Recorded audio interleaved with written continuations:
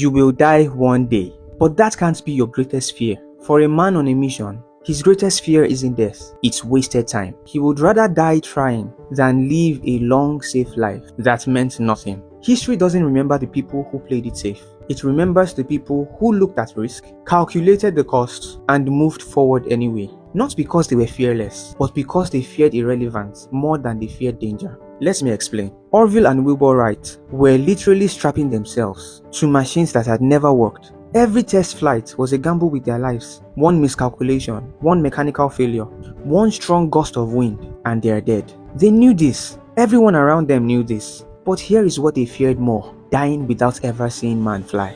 If they had zoomed in on the risk, obsessed over the crashes, the failures, the danger, we wouldn't have the most efficient means of travel today. They chose purpose over safety. Martin Luther King Jr. received death threats. His house was bombed. His family was terrorized. The FBI was monitoring him. He knew he was going to be killed.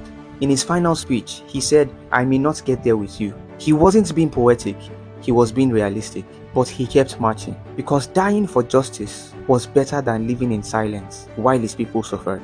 He chose purpose over preservation. People put their lives on the line to achieve greatness, but you are worried about being judged, being dragged on social media, people not liking you, or how embarrassing failure would look. I'm not trying to downplay your fears, but compared to these guys, the fear isn't symmetrical. They feared dying without impacting the reality of their time and the future.